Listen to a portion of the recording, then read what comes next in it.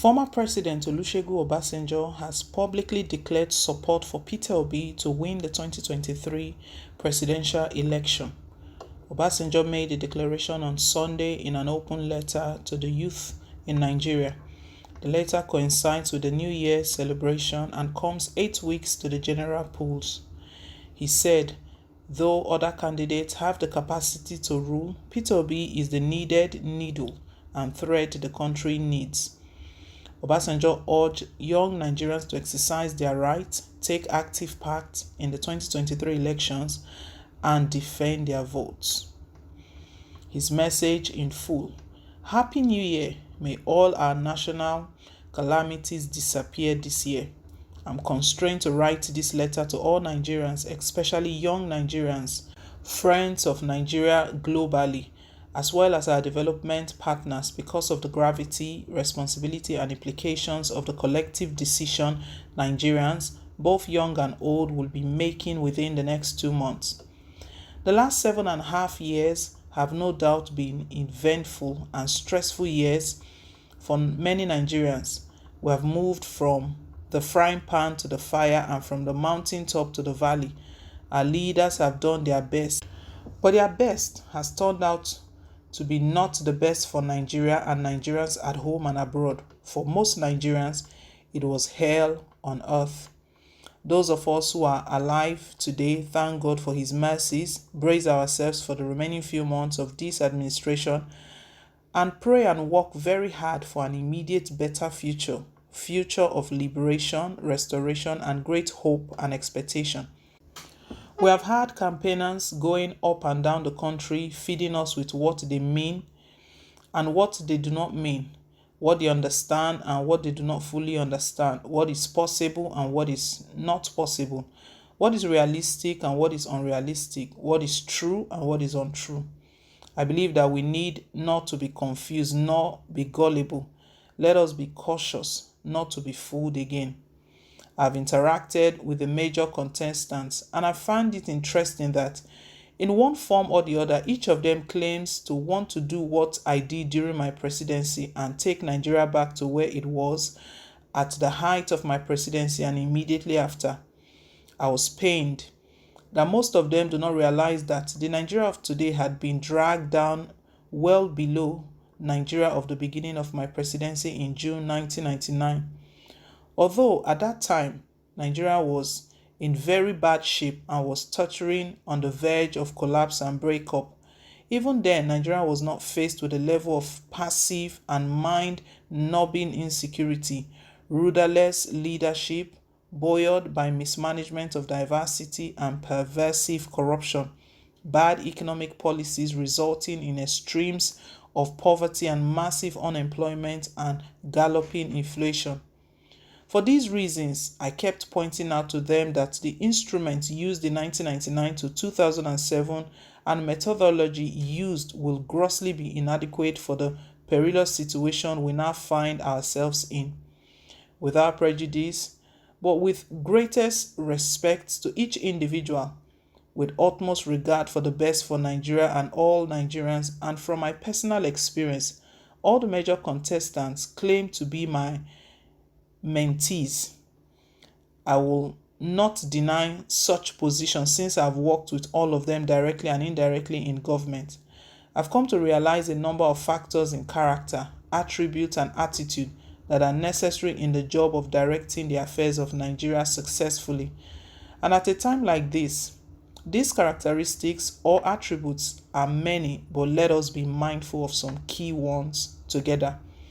From interaction and experience, and as mentees, as most of them claim, I will without prejudice, fear, or ill will make bold to say that there are 4 major factors to watch out for in a leader you will consider to hoist on yourself and on the rest of Nigerians in the coming election, and they are what I call TVCP, track record of ability and performance, vision that is authentic, honest and realistic, character and attributes of a lady and a gentleman who are children of God and obedient to God, and physical and mental capability, with soundness of mind, as it is a very taxing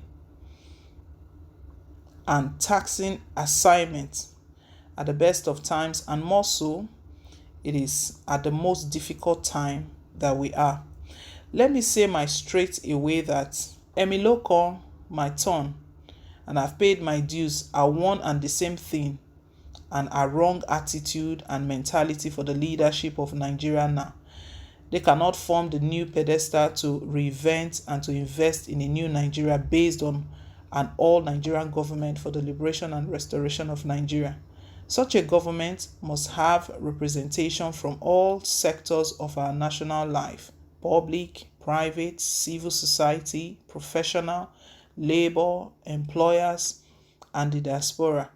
The solution should be in we and us and not in me and I. Mind you, I reiterate that no human being is an angel, let alone a messiah. But there are elements of these attributes, and on comparative basis and by measure of what we know of and what some of us have experienced from the front runners, we must assess judiciously and choose wisely. If anybody claims he or she has anything to the contrary, it will be up to him or her to prove to us.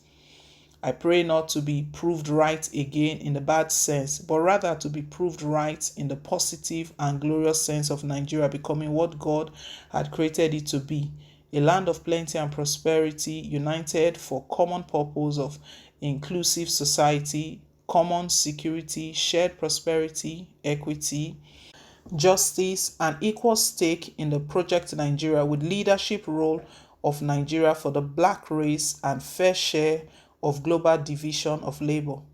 One ridiculous point that has been touted to justify unjustifiable appointment and selection is competence.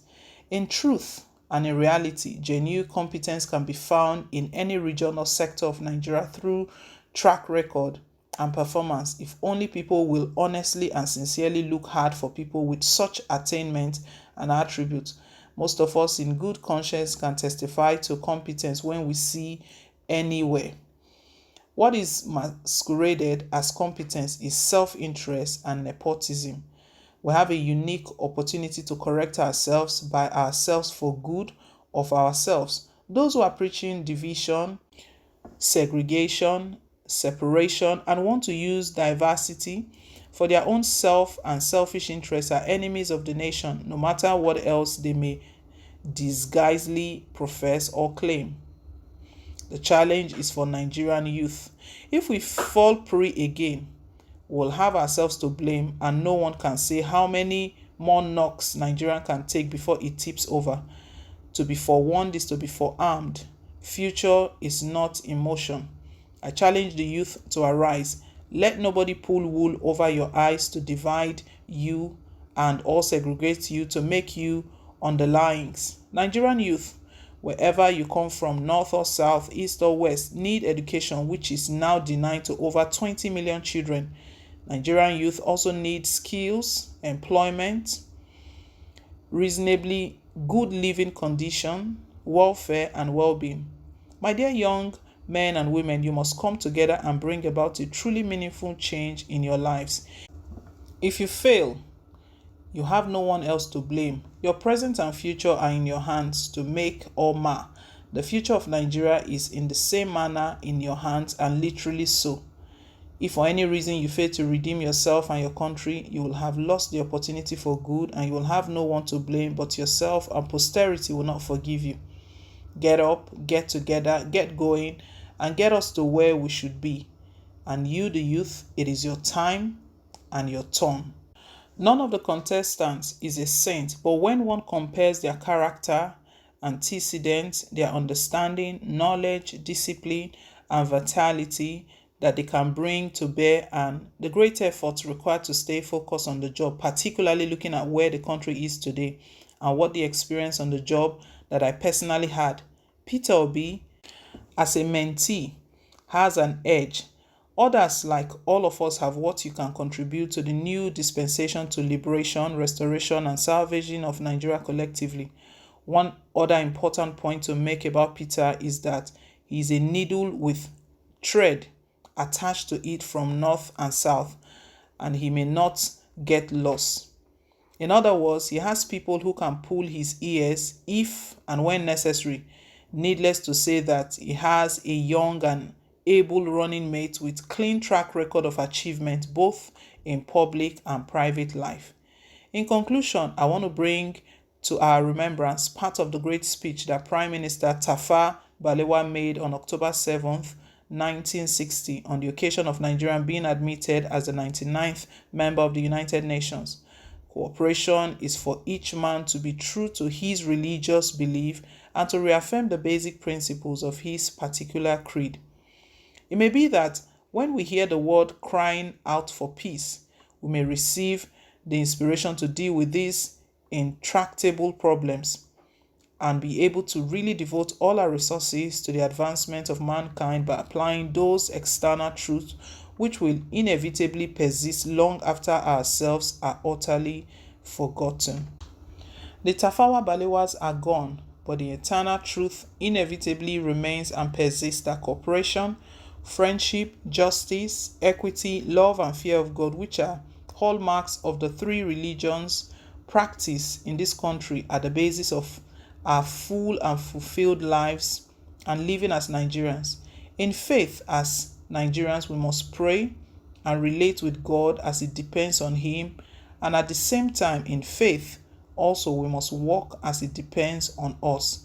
Then we will win. May God continue to help us individually and collectively.